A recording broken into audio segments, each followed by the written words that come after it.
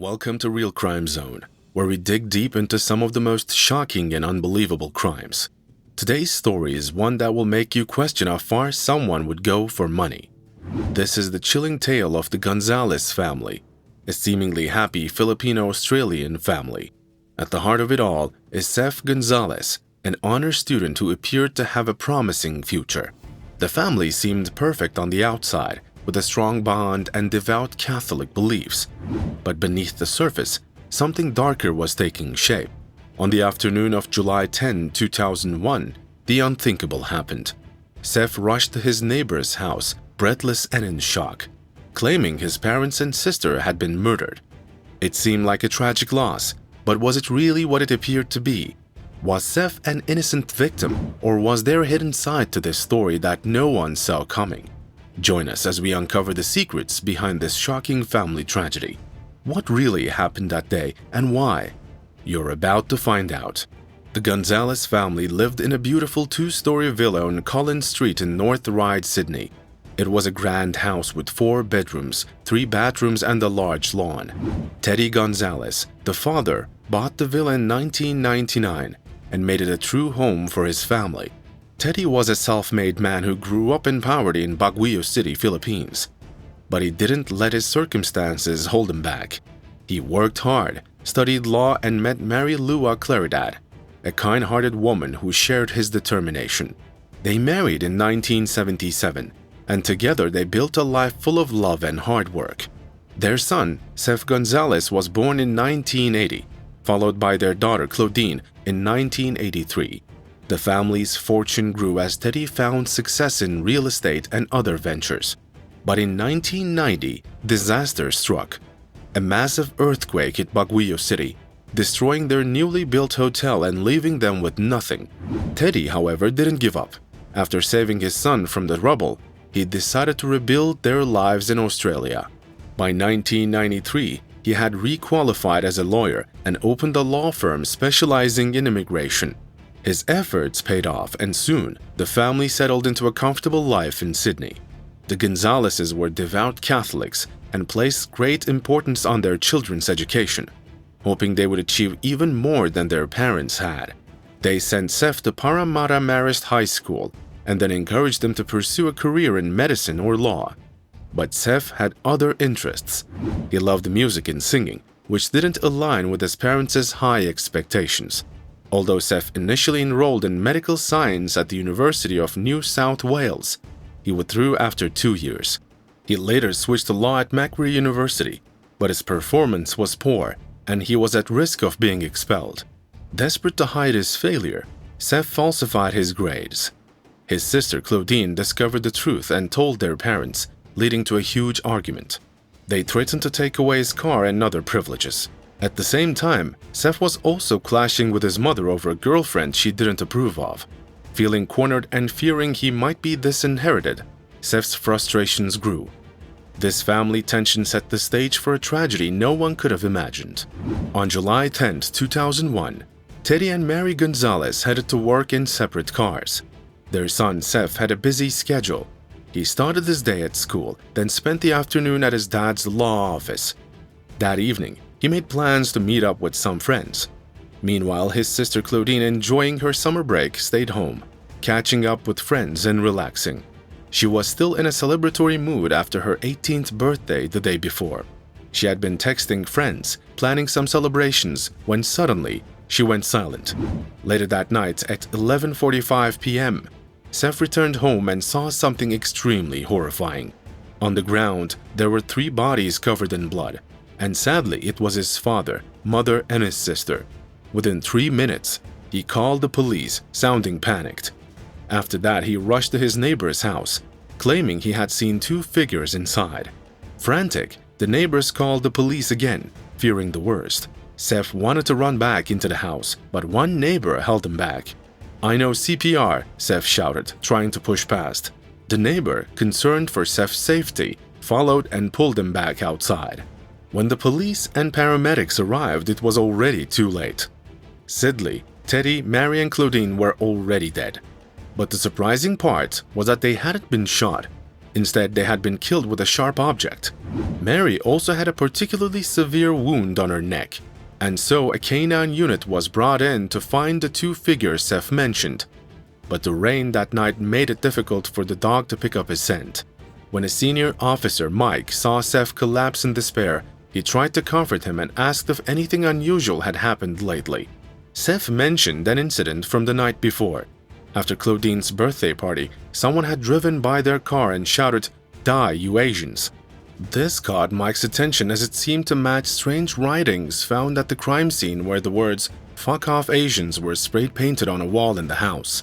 Around 3 a.m. on July 11th, Seth gave the police details of his day, explaining he had been out with friends at the time of the murders.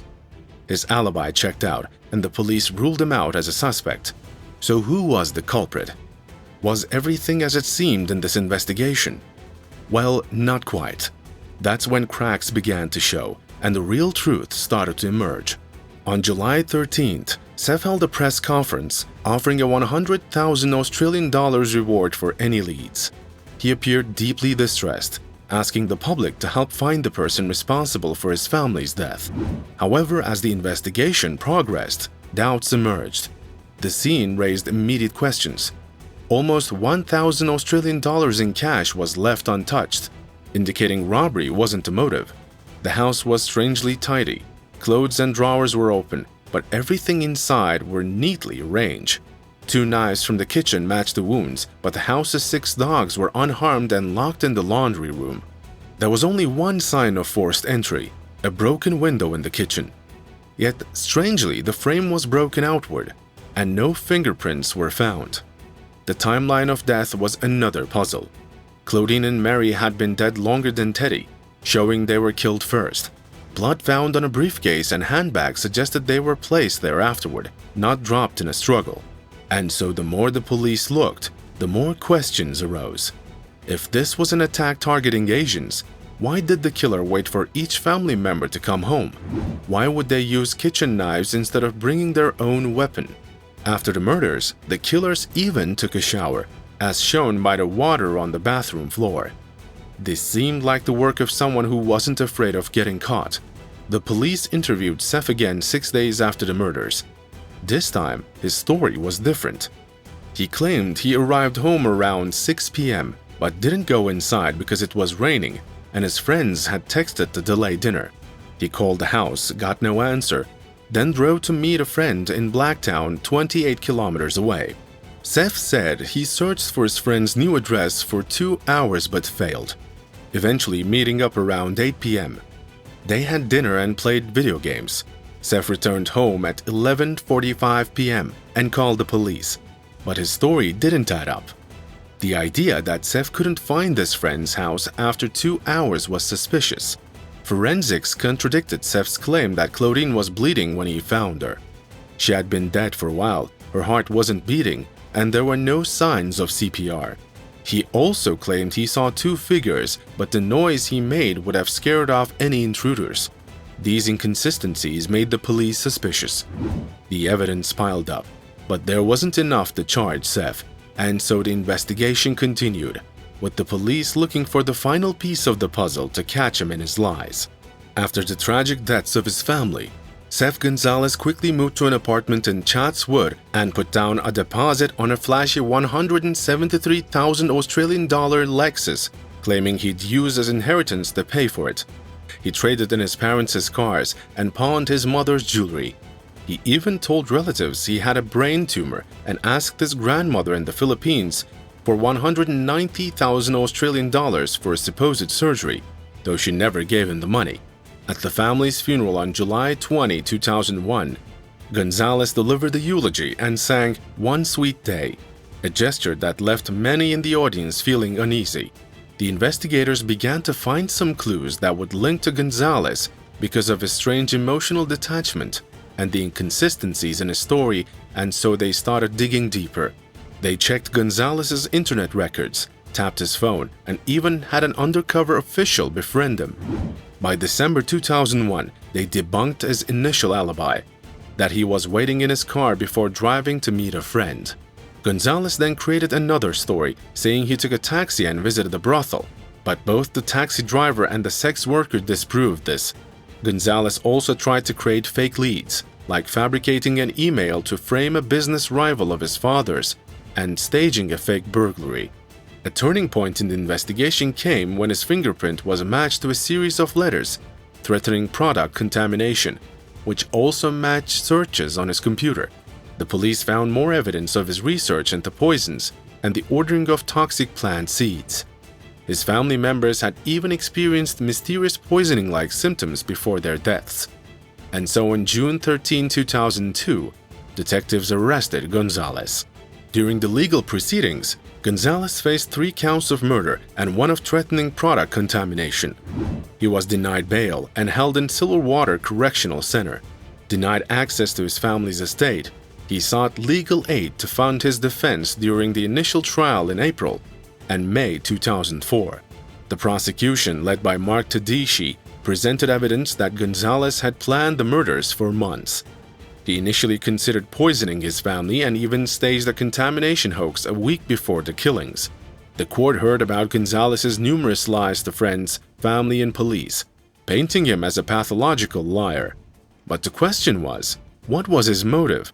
Turns out, Gonzalez feared his parents would push him for his poor university performance by taking away his car and other privileges. He also wanted to be the sole heir to their property, and so on May 20, 2004, Gonzalez was found guilty of all charges. He received 3 concurrent life sentences without parole. Justice Bruce James remarked that the murders were extremely heinous, with no mitigating factors. Gonzalez later sought to appeal his conviction, arguing that some of his statements to the police should not have been allowed as evidence since he wasn't properly cautioned. However, in November 2007, the appeal was dismissed and his convictions remained. In 2001, he failed in his 3rd attempt to get a special inquiry into his convictions. Previous applications had been dismissed in 2018 and 2019. The North Ride home, where the murders occurred, remained unsold for 3 years. In 2004, a Taiwanese couple unknowingly bought it, but backed out after learning its history. Due to public outcry, the real estate agency refunded their deposit and was fined. This led to a new NSW law requiring disclosure of such information.